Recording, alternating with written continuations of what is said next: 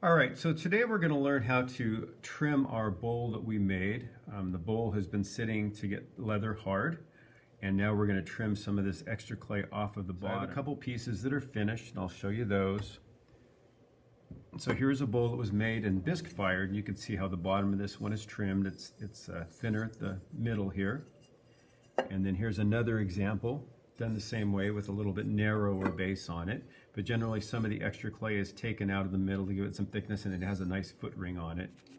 And then you are going to put your bowl that you're going to trim upside down. And when you put it on here, what you're going to do is you're going to rest your fingers or your hand on the edge of the splash pan and spin your bowl slowly, and you can see how it gets closer to my finger and then further from my finger. So I want to get it centered so that it's going to be right in the middle. So centering it, you just kind of keep working it to the middle. I'm going to use my right hand to test it here for a minute. It's further away there, so I'll come closer.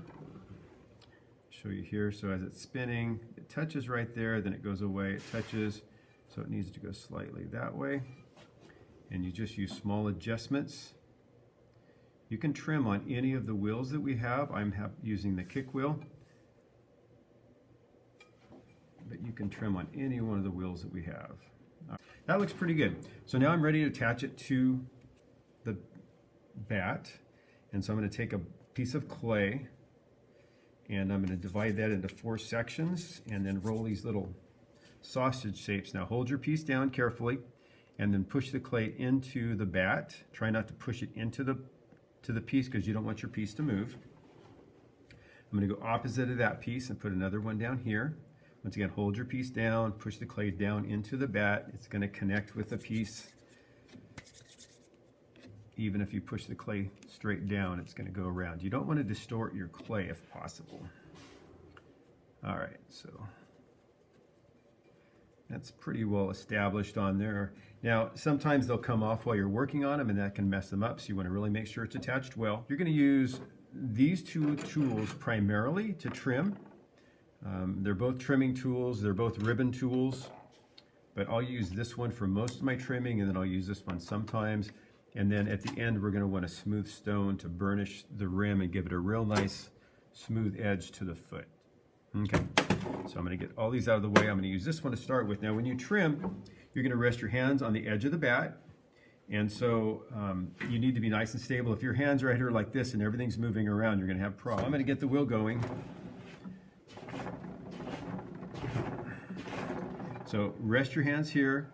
You want a finger on top of the piece and then a thumb connected to a thumb. So you want lots of points of contact. So once again, hand connected here, finger on top, thumb connected to the thumb, and then the tool is going to connect right there. And you'll notice that as it goes through, the clay comes off in these real fine pieces.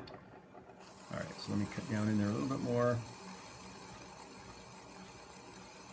I'm going to get rid of this little ridge that's rising right there by cutting down here.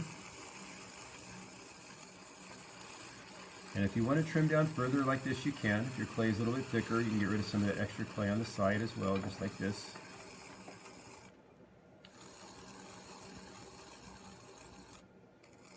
Okay, so now I've got a little ring on the top. I'm going to get rid of that.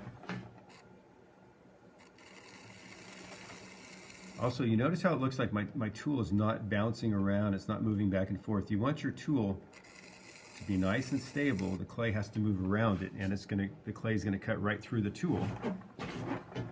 Okay, so I'm going to go up on top and begin taking clay off of the bottom. As you can already see, there's a foot ring forming on there. I'll move from here towards the middle. Now I'm going to use the rounded end.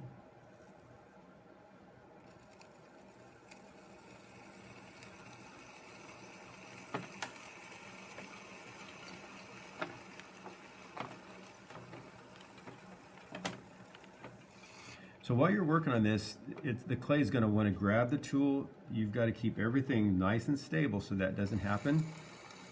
You are getting the clay to move around the tool. And so it's up to you to keep everything nice and stable. All right, so my foot ring is a little wider than I want it, so now's the time to trim that up a little bit more. I'm going to work on the outside.